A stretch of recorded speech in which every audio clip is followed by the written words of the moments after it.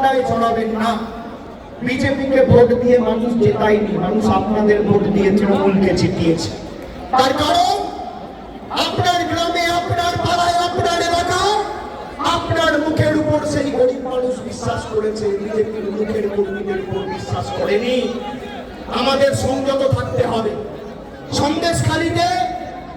সন্দেশখালী যেভাবে এই চিত্রনাট্যটা সাজিয়ে বাংলাকে ভারতবর্ষের মানুষের কাছে কলুষিত করতে চেয়েছিল, আপনারা দেখেছেন সন্দেশখালী 2 নম্বর ব্লকের মন্ডল সভাপতি গঙ্গাধর কয়াল বলেছে যে ভোটের দিন বিজেপির মদের খরচ প্রতি বুথে 5,000 টাকা।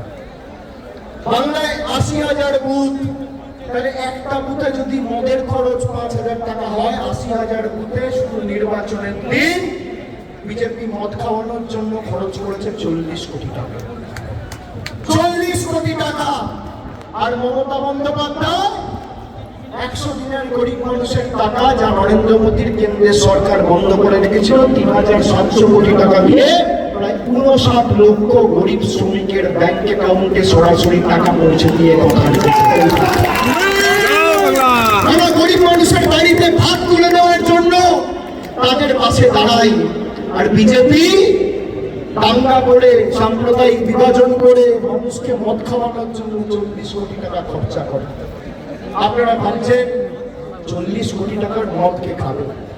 পাড়ায় গিয়ে, এলাকায় গিয়ে, গ্রামে গিয়ে দেখবেন ডান দিক বাঁ দিক সামনে পেছনে তাকালে আপনার এলাকায়, আপনার বুথে, আপনার গ্রামে, আপনার পাড়ায় কোনো ভদ্রলোক সভ্য লোক বিজেপি করে না। সব মাতাল, মদ, দুর্নীতিগ্রস্ত, চোর, চাকরিবাজ।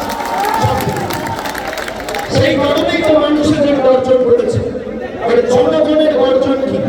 ওরা নরেন্দ্র মোদীর গর্জনে বিশ্বাস করেছে, ওরা ইডির গর্জনে বিশ্বাস করেছিল, ওরা সিবিআইর গর্জনে বিশ্বাস করেছিল, ওরা কেন্দ্রীয় বাহিনীর গর্জনে বিশ্বাস করেছিল, ওরা টাকার গর্জনে বিশ্বাস করেছিল, বিচার ব্যবস্থা, সংবাদ মাধ্যমের গর্জনে বিশ্বাস করেছিল।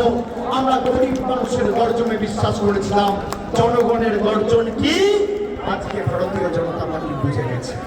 আর আমি আরেকবার তৃণমূল কংগ্রেসের সর্বভারতীয় সাধারণ সম্পাদক হিসেবে আপনাদের কথা দিচ্ছি, যারা এই নির্বাচনে পঞ্চায়েত বা কাউন্সিলর বা মিউনিসিপ্যালিটি চেয়ারম্যান, ভাইস চেয়ারম্যান থেকেও মানুষকে বোঝাতে অক্ষম হয়েছেন, আর তাদের নির্দিষ্ট এলাকা থেকে প্রত্যাশিত বা আশানুরূপ ফল হয়নি, একইভাবে আমরা টাউন সভাপতির বিরুদ্ধে ব্যবস্থা নেব, মিউনিসিপ্যালিটি চেয়ারম্যানের বিরুদ্ধে ব্যবস্থা নেব। গ্রাম পঞ্চায়েতের ক্ষেত্রে প্রধানের বিরুদ্ধেও ব্যবস্থা হবে, অঞ্চল সভাপতির বিরুদ্ধেও ব্যবস্থা হবে। কাউকে ন্যায় করা হবে না।